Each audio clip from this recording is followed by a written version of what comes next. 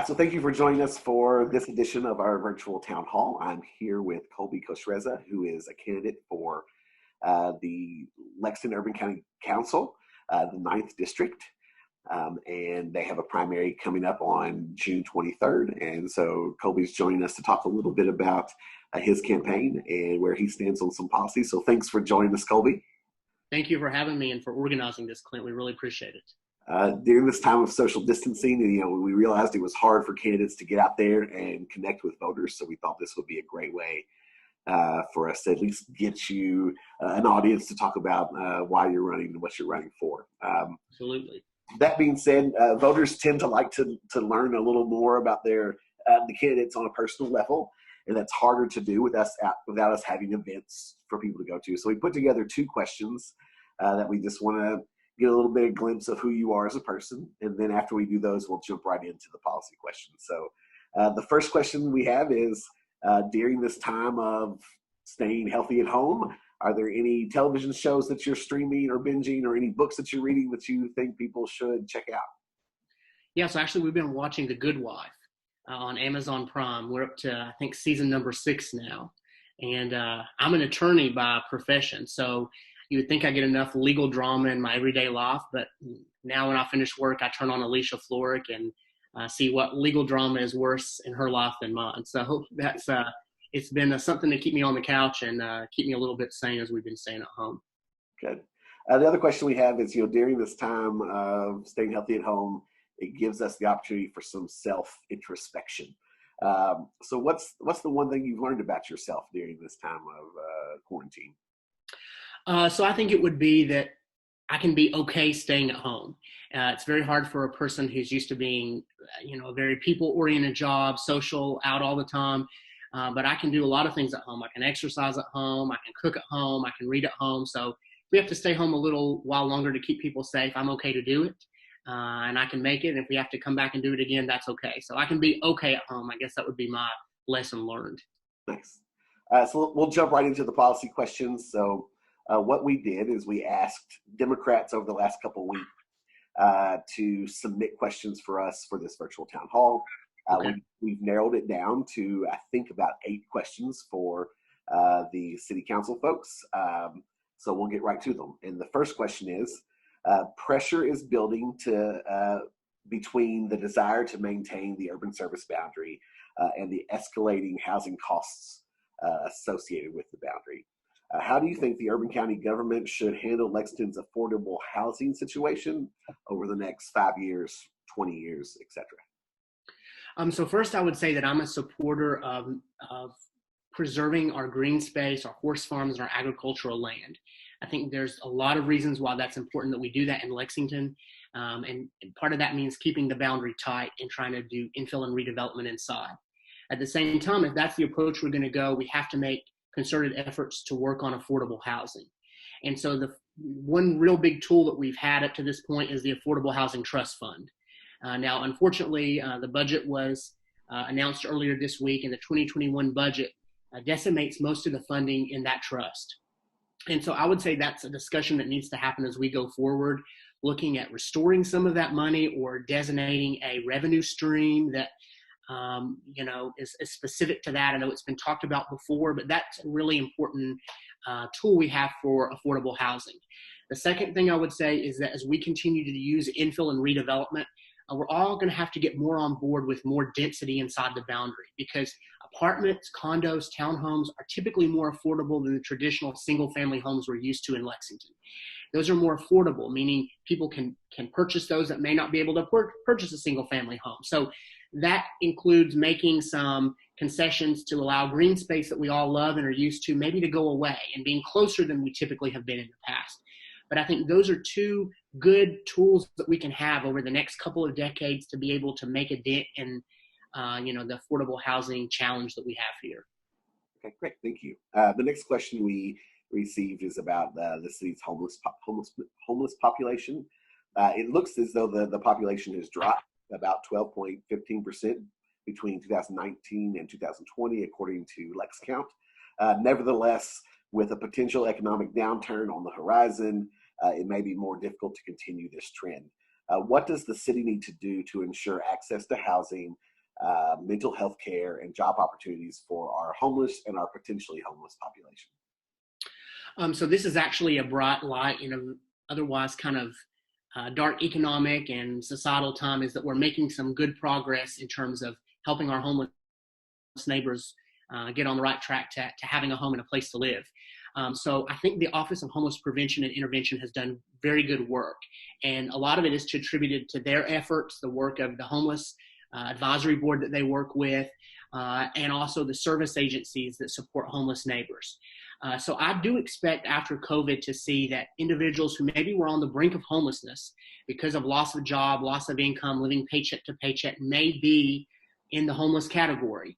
And so it's important that we support that Office of Homeless Prevention and Intervention and listen to the people who are on the front lines of the homeless work every day to figure out how we put some rapid rehousing programs in place. I don't know how many people are going to fall in that category, but they're working on a 5-year plan for homelessness in Lexington. And part of that covers rapid rehousing, and it covers mental and substance abuse. We need to take some of the information from that now and apply it to how we can help in 2020 and 2021, because the impacts are going to be sooner than probably we think in terms of people's economic impact and homelessness. Good, thank you. What role should the city play in encouraging the planting of more trees and native plants to help protect our environment? All right. Well, I just planted 3 trees in my backyard last year, so I'm all on board to keep the trees going. And I know that we have a tree board, and we have a lot of efforts in urban forestry, so that I think the urban county government should continue to support both. The tree board is very important in advising and supporting the planting and sustaining of our trees. Urban forestry does a lot for beautification and keeping up of our lands here in Fayette County. So it's important. And I can't think of anything better for Council Member Jake Gibbs' legacy than to keep going with planting trees. When a tree gets cut down, we need to plant a new one each year. Everybody jump in and participate, and that'll help not only the beauty here, but for the importance that trees give to the environment. Thank you. So the mayor recently announced some major budget cuts in response to the city, that the hit the city's taking due to COVID-19. Which items in the budget do you think should be considered for cut, and which items would you protect if you were on council right now? So the budget came out, I think, a couple days ago. So I spent the last couple nights after work reading through. It's about 500 pages long if you read it from start to finish. And I finished it, right? It took me a long time. And I'll say that, in my opinion, the budget overall is a generally sound budget, in the fact that it still keeps intact the essential services that we all need and often take for granted: public safety, streets, sewers, garbage. And I applaud the mayor and the administration for doing that. I would say that probably, just like all council members, there are some things that would be concerning to me if I was on council. The first are the cuts to the social service partner agencies. Most all of them lost entirely all of their funding. And that's very difficult. I've chaired a nonprofit board, served on nonprofit boards. That is a really big hit. For example, Arbor Youth Service, which took, I think, about a $230,000 cut, is a lone ranger in their work. They are about the only program we have here in Fayette County that really works specifically with at-risk or homeless youth. And so I think the councils, if I was on council, would want to have some discussion about funding options for those programs. We talked earlier about the Affordable Housing Trust and the funding that was cut there. So those are a couple areas of big concern. One last thing that I'll say is that we did still fund recreational programs, swimming pools and golf courses. And to me, it's a discussion of priorities. To me, I think priorities should be on essential city services, which were funded, and then helping at-risk and vulnerable populations. Those are big concerns personally to me, I think to a lot of voters. And I can do without the swimming pools or with one less golf course if that means being able to at least restore some of the funding to the people who need help the most. So that would be some suggestions that I would give if I'm lucky enough to sit up around the horseshoe and give my feedback. And I think the council does a good job engaging in conversation, and I'd like to be part of that. Good, thank you. This next question is switching gears a little bit, but what role should the city play in providing opportunities for minority-owned businesses in Lexington? So currently, right now, the city government has a minority enterprise business program, and that program helps minority-owned business and women-owned businesses be able to do business with the city. I think currently there is about 10% is the goal for city procurement vendor contracts to be awarded to minority or women businesses. I think that's a good number. Would like to see it at 12% as we go on over the next year or two. But we have to continue supporting that minority business enterprise, not only in working to get minority businesses vendor contracts, but to help them be able to figure out how to become certified as a minority business or a woman business. There's a lot of minority businesses that don't even know how to do that, or that that's a thing. So that would be one. And two, general communication and promotion of opportunities to work and partner with the city. So that office does a lot there. I don't think they have a lot of manpower and staffing, so the resources we can give them are really important, so minorities can continue to have, a role within our local government in terms of doing business. Great. This next question, it is projected that the number of households headed by someone 65 or older will increase significantly over the next decade here. How should the city prepare to meet the needs of our growing senior population? So as we plan, as part of our planning plan in terms of the urban service boundary, we're going to have to look at opportunities for our senior and aging population. So we've had some social services cuts here recently, but our senior centers are important parts of aging in place and of senior programs. And so it would be one goal of mine to be able to protect those things we currently have in place. And then listen to leaders around health, around economic, around other sectors that tell us these are the things as our population in Lexington, Fayette County and the surrounding area ages, here are the services and programs we're going to need to be able to meet the needs. So it takes a lot of people at the table to be able to do that. But a lot of it starts with, I think, securing and making sure the resources we currently have stay, especially here in the next 2 to 3 years when it's projected we're going to have very tough budget times. Great. So the next two questions, and then we'll open it up to you to talk about what it is that you think voters should know. But the next two questions are sort of centered around community. And people wanting to know, and I thought this was interesting that we got this question for all the various races. If elected, how would you work to engage young voters in the conversations about moving our city forward?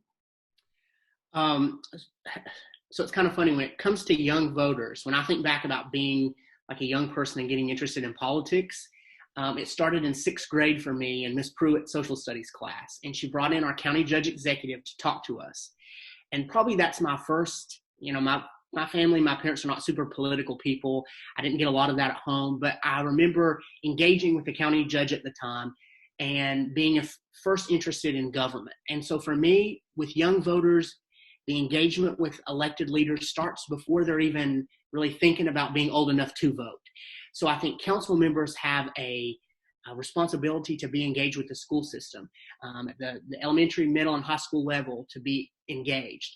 And then when it comes to young voters that are of voting age, it means going to them where they're at. When I moved to Lexington, Mayor Teresa Isaac was mayor. And man, she came to everything. She came to our UK 101 class, to our college Dems meeting, to our student government meeting.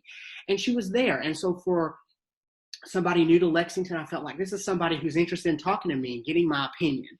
And so I would model my constituent service in that same way, that I go to Transy, to UK, to places where voters are, maybe not even in my district, and that doesn't matter to me, just to young voters to encourage them, because if they know you, they feel more engaged and interested in the process. So for me, it would be about doing that kind of personal touch that gets people engaged in the political process. Great. It's interesting that you mentioned Mayor Isaac. She also was one of the first elected officials that I engaged with when I was at Transy. She and Reggie have that ability to be everywhere all at once, and it kind of amazes me. So yeah, I agree. And so the last question we have for you. So if elected, what would you do in this role to improve civic competency here in Lexington? So one thing really specific in my district is I would like to host district-wide forums on a quarterly basis. Basically invite and promote to neighbors on social media and via my council newsletter. We're going to have it at a school or a church. Come in, we'll bring in donuts, and you get to hear from a speaker from the city, and then give me your feedback, criticism, comments, compliments if you have them. Anything will take. That's a good way to have a set time every quarter that people can come to me, not down at City Hall, but here within our district. And then it also takes being active out in the community and civic groups and neighborhood associations and other groups to be present and go to those places. So many people don't feel maybe comfortable, or it's not accessible to come down to the government center, but if you go to them, they're more likely to engage, to give you their feedback. So I would say that is some of the best way you can increase civic competency, by going to where your constituents are, talking to them, giving them updates, and seeking their feedback. Nice. So we have a few minutes left. Okay. So take this opportunity to hit on the things that you think voters should know about you or your campaign or where you stand on particular issues. We'll just open the floor to you. Okay, sounds good. So I would, I guess, start by saying that I've lived here in the 9th District of Lexington for the last 15 years. I'm a Kentucky native, originally from Pikeville, and came here to Lexington to attend UK. Went on to the UK College of Law, and I work as an attorney here in Lexington. And I think most importantly, I've been involved in the community for essentially since I got here. I started with working with Dance Blue at UK when I was a student, and got involved after I finished law school with a family counseling service. I worked with CASA, United Way, and God's Pantry. So a lot of my interest in this service is kind of a continuation of, community work and involvement that I've done for a number of years, just kind of in a different realm, and having to run for office is crazy in itself. So that's some about me. I see that this is a good opportunity to be influential in helping create a Lexington that continues to be safe and clean and beautiful and welcoming for all people. So if I'm lucky enough to be elected, my major focuses would be on working with neighborhoods to keep them safe and to keep them healthy, to see that we deliver city services efficiently and fairly, that we use tax dollars wisely, and most importantly, that I'm responsive and accessible to the constituents that send me there to work for them. So generally, that's some about me. They can learn more at my website. It's colbykhforcouncil.com. So I have the Colby K for Council Facebook page, and they can email me on there, call me, reach out to me. I'll be happy to answer questions and to talk with any voters. The last thing I would say is that my promise is to work really hard for you every day, and that if you give me the opportunity to go to the government center and represent you, all of the votes and decisions that I make will be with you and your family and your neighborhood and our city in mind. And that is always my promise and commitment to you. Great. Well, Colby, thank you so much for taking some time to talk to me today, which means you're talking to the voters that we're reaching out to. And just want to remind everyone that the primary is June 23rd. And if you have any questions about the candidate, visit his website. And with that, I will let you get back to the rest of your day. All right. Thank you so much, Clint, for the good work you do, and for the Fayette County Democratic Party for hosting these. I'm definitely appreciative. Thank you. You have a good one. You too. Take care. Bye-bye.